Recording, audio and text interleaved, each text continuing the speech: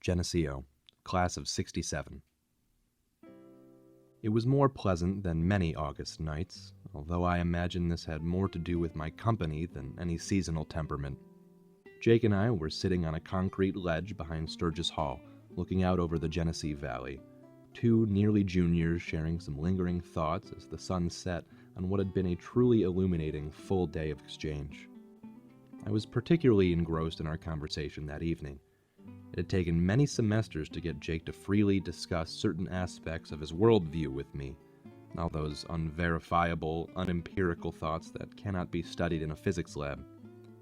I suppose that our differing opinions regarding the usefulness of speculation could be traced back to our respective cognitive predispositions. Jake preferred to discuss certainties, and I preferred to discuss possibilities. As it turns out, history and physics do not share much in the way of methodology. For whatever reason, my roommate was willing to speculate with me that night, and so I listened. As the conversation shifted from deliberations on the importance of scale and quantitative analysis to observations on the beauty of our campus, an older couple standing some 10 feet beneath the ledge took notice of us. They appeared to be in their upper 60s, slower to move, but certainly quick to chat. The man made a passing remark about the sunset before asking us if we were students at the university. We said yes, and he smiled. As it turned out, the man was an alumnus of the class of 1967, a history major and a brother of Phi Sigma Xi. His name was Gary. Gary told us that he and his wife, Mary, made a point of traveling to Geneseo from time to time to see how things had evolved.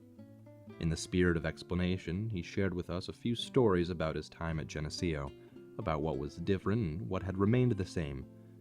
We learned about his pledging process. The 60s were a very different time, his love of the college, and his life after graduation as a high school social studies teacher. The last anecdote included a piece of advice about refusing to compromise on your values in the face of adversity, in this case, a stubborn parent.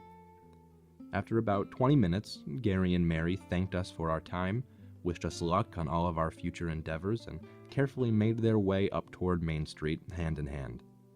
Now, I cannot recall exactly what was said, but Jake and I must have made a decision to go after them because I promptly found myself striding uphill, striving to keep up with Jake's long-legged pace.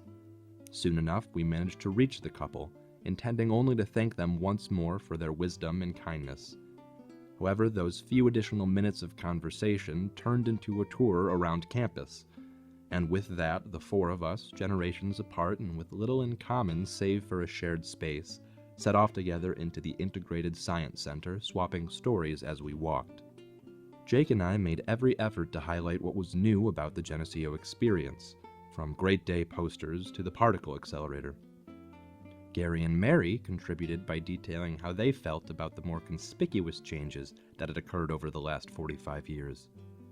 The conversation eventually settled on residence halls, namely the presence of gender-neutral housing on campus. It soon became evident that what was normal and nurturing to Jake and me was novel to Gary and noxious to his wife. Whereas Gary's reaction was to ask if we were comfortable with such a living arrangement, Mary's was to ask if either one of us was homosexual. Although Gary was visibly upset by the familiarity and frankness of her question, Jake and I put on a pair of indulgent smiles and coolly responded that we were both heterosexual. Mary then inquired if we were Christians. We told her we were not. Finally, she wondered if we considered ourselves moral. We told her we did. Mary paused for a moment before declaring that she did not believe that one could be good without God. It was around this time that the conversation began to split off. Jake and Gary chatted about aerospace engineering, while Mary and I discussed the merits of reason-based ethics. Although she was less open-minded than her husband, Mary did not dismiss my arguments outright. She considered what I had to say about the viability of alternative sources of morality before ultimately and civilly disagreeing with me.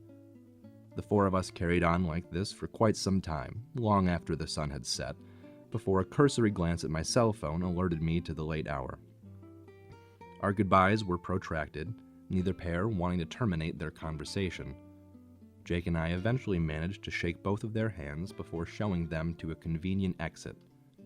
They promised to take us out to dinner if we should ever happen to cross paths again. We grinned, nodded, and bid them a wonderful evening. I occasionally find myself thinking about that night. I think about Gary's didactic stories, about Mary's conservative incredulity, about the sheer odds of such an encounter even happening in the first place, and I cannot help but smile. The whole story is truly incredible, or at least it would be if I did not have a witness. I am fortunate to have shared that experience with Jake, to have someone who understands the beauty of the connection that was forged that summer night in the halls of an academic building, to have someone who could also hear the pride in Gary's voice when he spoke of his alma mater. Quote, "Being a social studies teacher was certainly challenging. Sometimes it's hard to deal with students, but often it's harder to deal with their parents. I once had a father come to school to discuss a poor grade his daughter had received on a unit test. He came into my office and approached my desk with his palm extended and introduced himself. 'Mr. Brown, Columbia, class of '78. I stood up and looked him square in the eye as I grasped his hand and replied, 'Mr. Blue, Geneseo, class of '67. This is the transformative, awesome power of the liberal arts. 4 people, 46 years apart, joined together in conversation. Students of Geneseo, past and present, immersed in meaningful discussion one summer night in the halls of a public academic building without a conspicuously academic agenda. Proudly, Cory Young, Geneseo, class of '13.